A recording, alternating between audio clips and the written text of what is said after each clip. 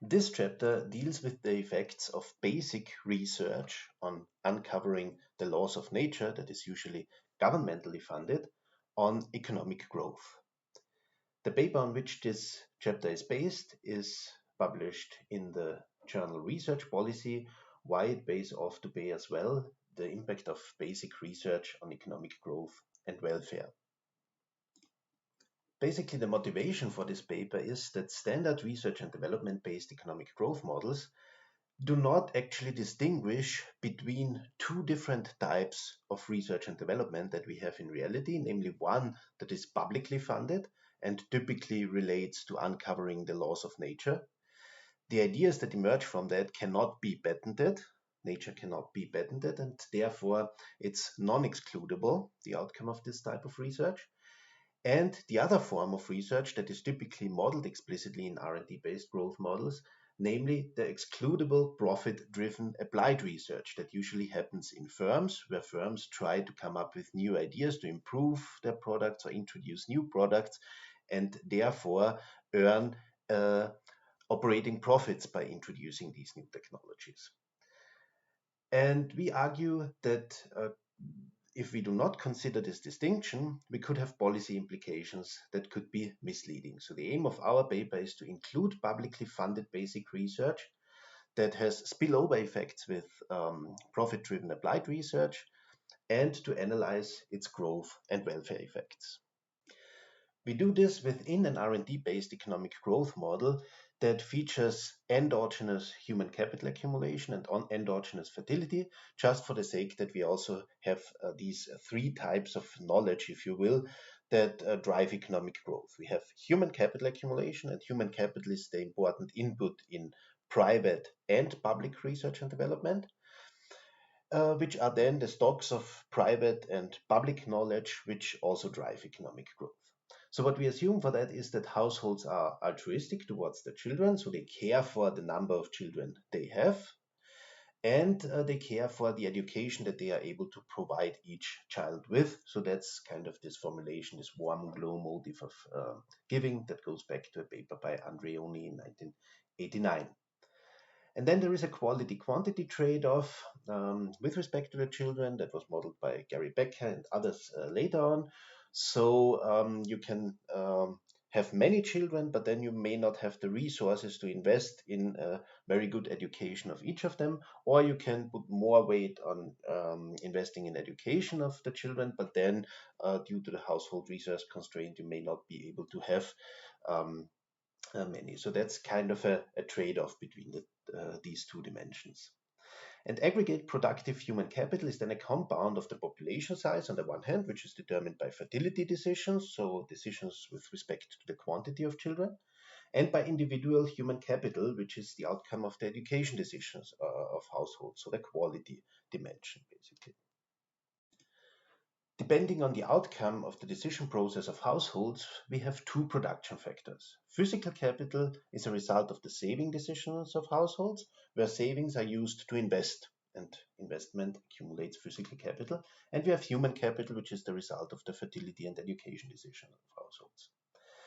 And these production factors are used in the four sectors. We have the final good sector that is perfectly competitive, and there the consumption good is produced that all the households consume in the economy. And the production input factors are machines. They come from the intermediate goods sector and are transformed physical capital.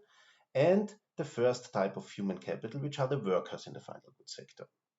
Then we have the intermediate goods sector that supplies the machines to the final goods sector. This is Dixit-Stiglitz monopolistically competitive. So their intermediate goods firms produce differentiated machines. And for each machine, you need as a fixed input a patent from the applied research sector. So this is a fixed input. That means the firms are differentiated and will make operating profits, and the operating profits are used to recover the fixed costs later on. Physical capital is the variable input factor here, and blueprint coming from the applied research sector is the fixed input. The applied research sector, which is the research sector that all the endogenous and semi-endogenous growth models typically focus on, so the Roma model, the Jones model, and so on, that is profit-driven. Firms perform research and development in order to come up with new blueprints that they sell to the intermediate goods sector. And the input in production is the second type of human capital, the applied scientists here. And now what we introduce is a basic research sector that is financed by taxes. So the government uses taxes to fund universities and public research institutes and so on and so forth.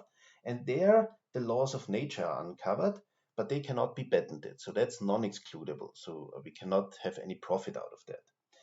And the input in production is the third type of human capital, the basic scientists. So we have three types of employment: human capital as workers in the final goods sector, human capital as applied scientists in the profit-driven R&D sector, and human capital as the basic scientists in the non-profit-driven public research sector. This graph here summarizes the model structure again, where we have the households on the left-hand side, the firms on the right-hand side basically, and the government. And the firms and households interact on the market. So households buy the consumption goods, pay a price PY for the consumption goods, and at the same time they sell their human capital and their savings, for which they earn wages on human capital and interest payments on savings.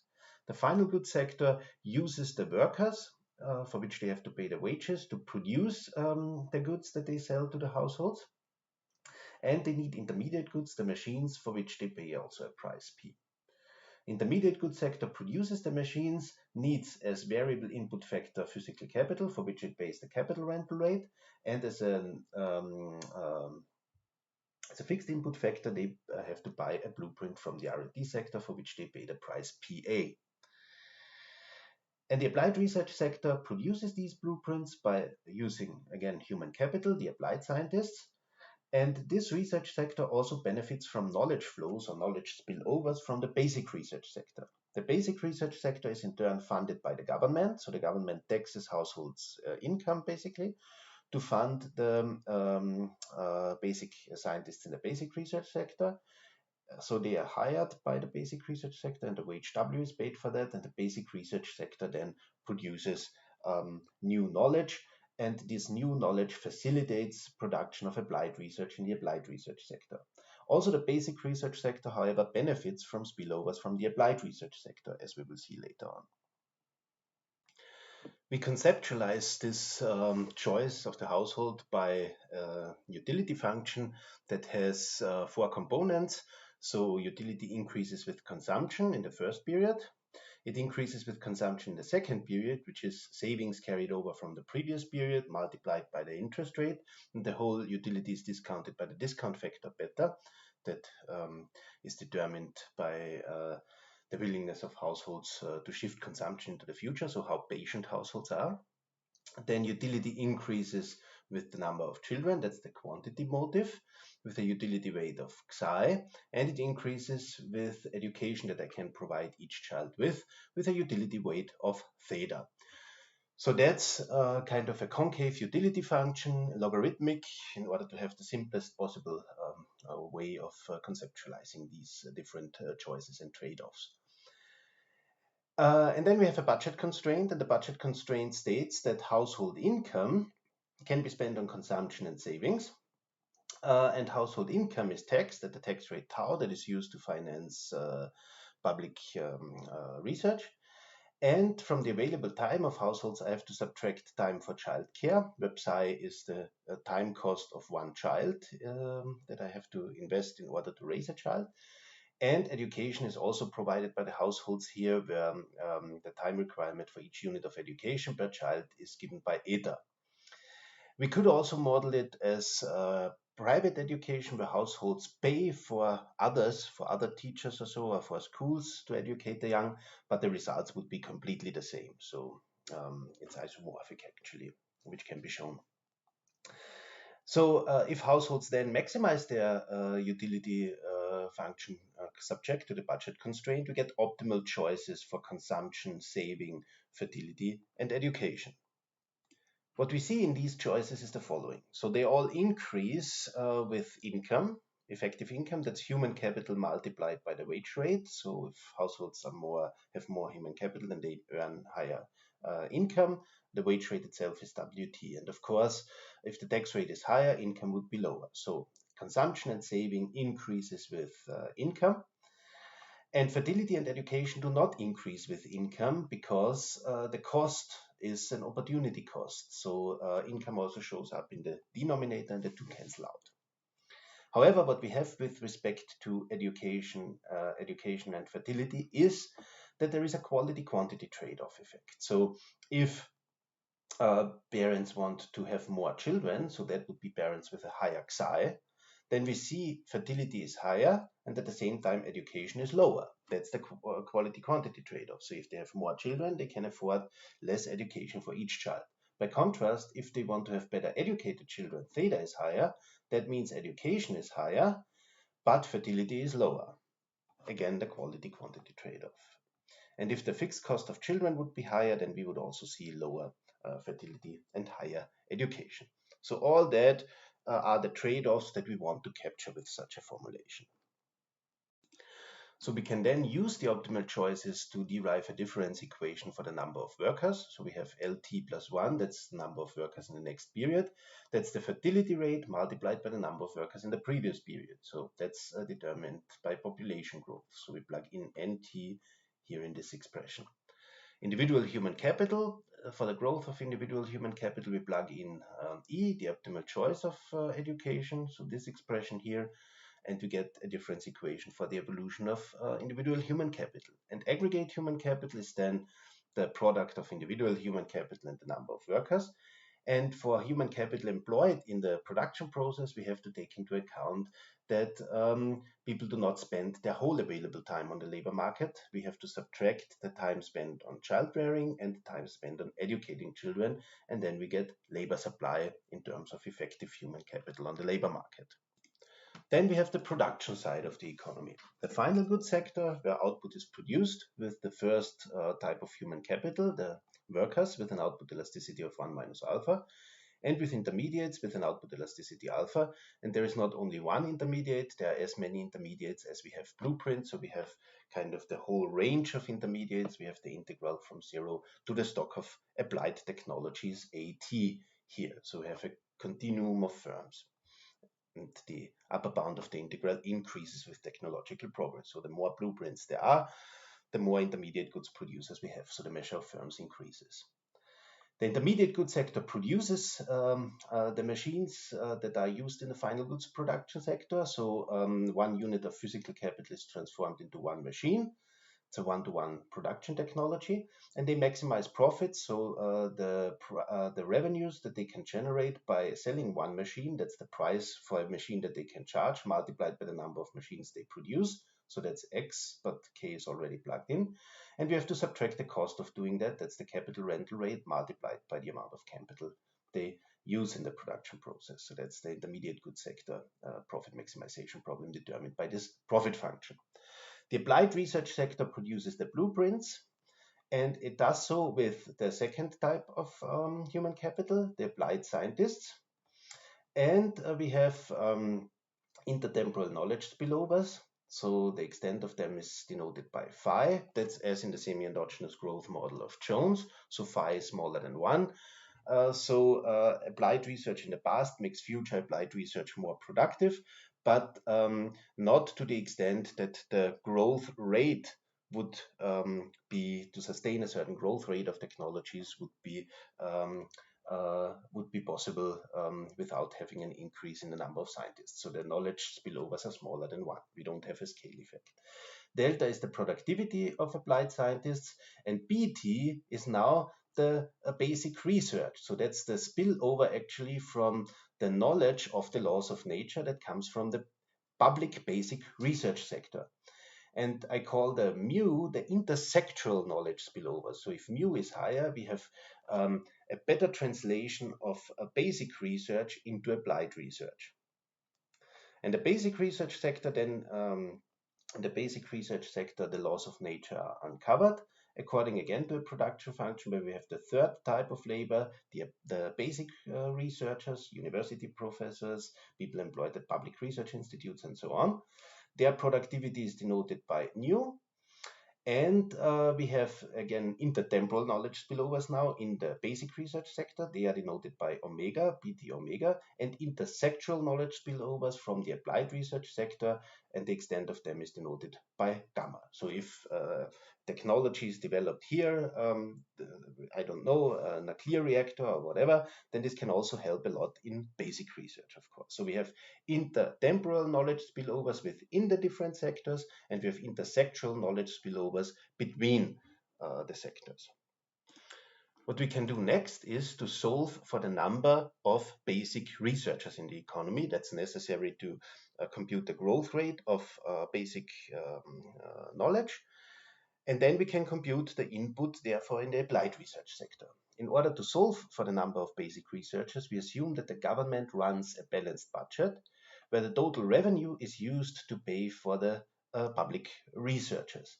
Revenues are the tax rate multiplied by the total wage bill in the economy, which is the wage rate multiplied by human capital of the individuals multiplied by the number of workers, and that is multiplied by the labor force participation rate, basically. So that's total revenue, and it's spent on paying the wages of basic researchers. So it's the wage rate multiplied by the number of basic researchers multiplied by the human capital they employ in carrying out basic research. And then we can basically, using this equation, compute a law of motion for the number of basic researchers, basically, as a positive function of the total human capital stock in the economy and of the tax rate. If the government increases taxes, it invests more in basic research, and we would have more basic researchers in the economy.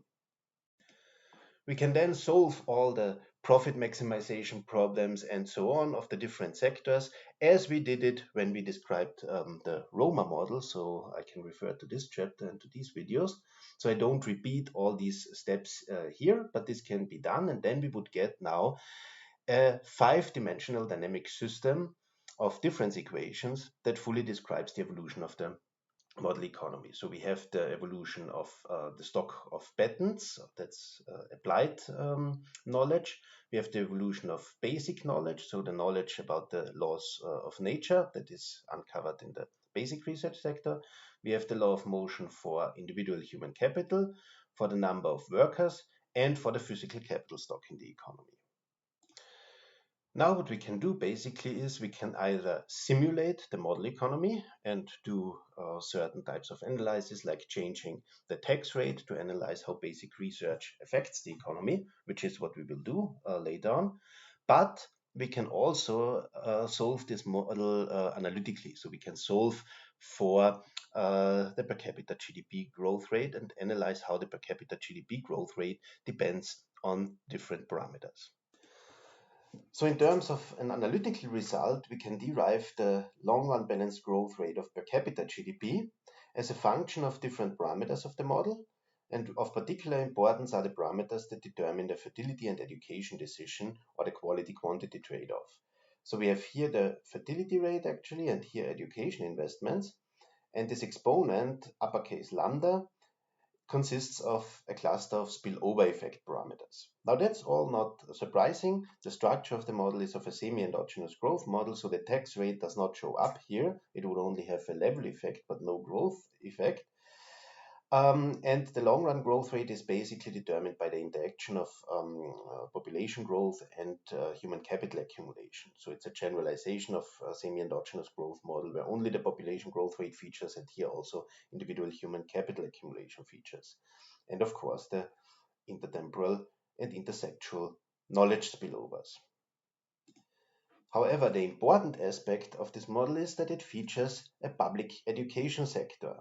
And we can actually analyze how the growth rate in the medium run, in the short to medium run, depends on investments in governmentally funded basic research. And that's what we do here, where we plot the growth rate of knowledge, so that's B, the growth rate of technology, that's the growth rate of A, so of applied knowledge, the growth rate of aggregate capital, and the growth rate of per capita GDP, and we assume that initially the economy is in the balanced along the balanced growth path, so initially the growth rates are constant. And then in period 5, the government chooses to invest more in basic research, so it increases the tax rate tau. What happens then is that the accumulation of basic knowledge increases, but it converges then back to the long run balanced growth rate. So because it's a semi-endogenous growth model, we converge to the old balanced growth rate basically. But during quite a lot of time here, we would have faster growth than in the at the old long run balanced growth rate. I mean, technically, of course, that holds until time goes to infinity because we never reach exactly the old balanced growth path. But for all practical reasons, we come very close to it already after about 20 generations. But during that time, the economy would grow faster, and that would lead to huge level effects, as we will see later on. The growth rate of technology initially decreases, and the reason is, of course, that if the government increases funding for basic research, then new basic researchers are employed at the expense of workers in the final goods sector and applied researchers in the applied research sector. So for one generation, we would have a lower growth rate in the applied research sector. And that already shows that we face an intertemporal trade-off here, short run versus long run trade-off, where in the short run, the economy would slow down due to higher investments in basic research, but in the long run, it would, in the medium run, it would speed up the economic growth, as we see here. Capital accumulation increases in the medium run, and per capita GDP also increases in the medium run, but there is a slowdown in the short run. And that already hints towards one of the results that we will have later on, towards an explanation of that, namely that public research will be underprovided typically. And an explanation for that is that governments who decide on the investments in basic research, they are mainly interested in the short run. They want to get re-elected. So if they increase governmental provided basic research and that reduces economic growth, then that's actually not a strategy for them that may lead to win an election basically in the short run. Now what we plot here is exactly the change in welfare that we can get by changing investments in public research. So what we do here is simply to compute the difference in utility levels without an increase in the tax rate and with an increase in the tax rate. So we don't compare any utility levels across different situations. We just compute the difference of them for a change from one scenario to the other. And here we plot different changes in the tax rate tau, and here we plot time horizons over which we accumulated. Now, in the short run, what we see here is that we would have a decrease in utility. So we would have a short run cost of the investment in basic research. And that cost is the higher is the additional investment in basic research, of course. So if we start here from a low investment and increase investment, we have a short period over which utility would be lower in the case of an increase in public research investments than without, and then it would increase. And the higher the increase is, the longer this initial phase would last.